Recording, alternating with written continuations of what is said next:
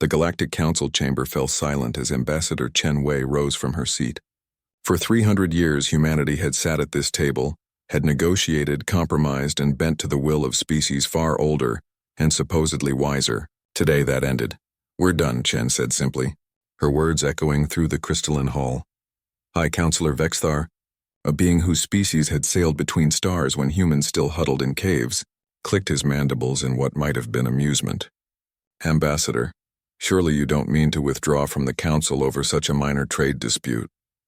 Chen's smile was cold. "Minor? You've restricted our expansion to 12 systems while the Zarathi occupy 2,000. You've denied us access to quantum-fold technology that every other species enjoys. You've taxed our exports at 40% while charging others 5%. And when the Krell raiders attacked our colony on Proxima 7, where was the Council? The Council does not interfere in internal matters." Shen's voice cracked like a whip. 17,000 civilians died, children, families. And you called it an internal matter because the Krell have a seat at this table and we're just, what, the newest species? The youngest voice that can be safely ignored? Counselor Yilmara, the Thesian representative whose people had mentored humanity's first steps into the galactic community, spoke gently. "Chen, we understand your frustration, but isolation is not the answer. The galaxy is dangerous. You need the Council's protection." Chen gathered her data pads, each movement deliberate. 300 years ago, you came to Earth with promises of partnership. You showed us the stars and told us we'd have a place among you. We believed you. We learned your languages, adopted your customs, played by your rules. She paused at the chamber door. "But we've realized something. You never wanted partners. You wanted pets. This is foolishness." Vexthar's voice boomed. "Human arrogance. Without the Council's protection, your species will be crushed. The Krell will finish what they started. The Hive Collective will absorb your worlds. You'll be extinct within a generation." Chen turned back one last time. "Maybe, but we'll go down free." The door sealed behind her with a finality that seemed to suck the air from the room. The predictions came swiftly. Every major news network across the galaxy ran the same stories. Humanity's suicide, the end of human expansion, a species too proud to survive. Military analysts gave humanity 5 years at most. The betting pools on core worlds gave them 3. The Krell struck first, naturally. Their war fleet descended on Proxima 7's rebuilt colony like wolves on wounded prey. They expected easy pickings, a demoralized species cut off from galactic support, ripe for the taking. They found something else entirely. The human defense fleet didn't retreat, didn't call for help, didn't negotiate. They simply fought with a ferocity that shocked the Krell commanders. Human ships rammed Krell dreadnoughts when their weapons ran dry. Colony defenders fought deck by deck, corridor by corridor, refusing to yield even when defeat seemed certain. And when the Krell finally withdrew, leaving behind 70% of their fleet as drifting wreckage, they carried with them something the galaxy hadn't seen from humanity before: fear. "They don't fight like civilized species," the Krell War Master reported to the Council. "They fight like they have nothing to lose, like they're already dead and dragging you down with them." The Hive Collective tried next, sending their assimilation swarms to overwhelm human outposts through sheer numbers. They returned with reports that their queens refused to believe.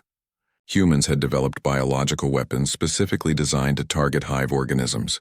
Weapons that violated a dozen council conventions. Weapons that were brutal, efficient, and devastatingly effective.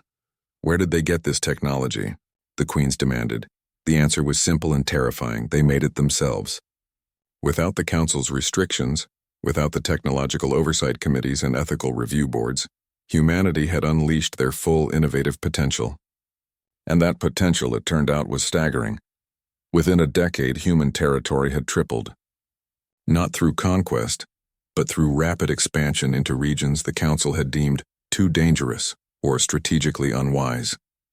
Humanity went anyway, establishing colonies in asteroid fields on tidally locked worlds, even in the accretion disks of black holes.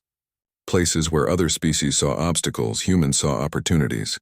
The Council watched in growing alarm as human ships began appearing everywhere.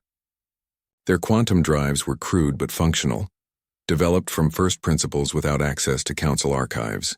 Their weapons were primitive but devastatingly effective. Their tactics were unpredictable, unconventional, and often successful despite violating every established doctrine of galactic warfare. But it was the treaties that truly frightened the Council. Humanity began forming alliances with species the Council had marginalized. The Core, whose aggressive nature had kept them isolated for centuries, found in humanity kindred spirits. The Melodian hive minds, deemed too alien for proper integration, discovered that humans had no trouble understanding collective consciousness. The Driftwalkers, nomadic species without permanent homes, were welcomed at human stations without the prejudice they faced elsewhere.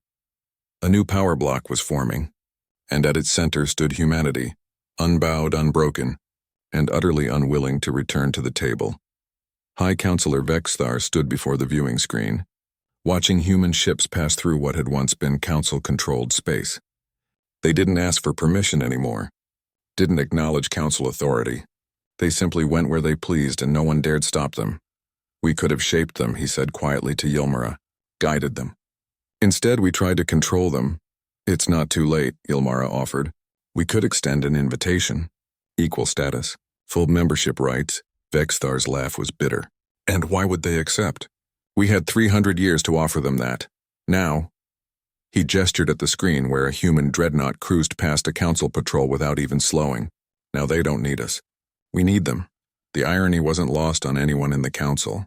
The species they had dismissed as too young, too reckless, too emotional, had become the most dynamic force in the galaxy.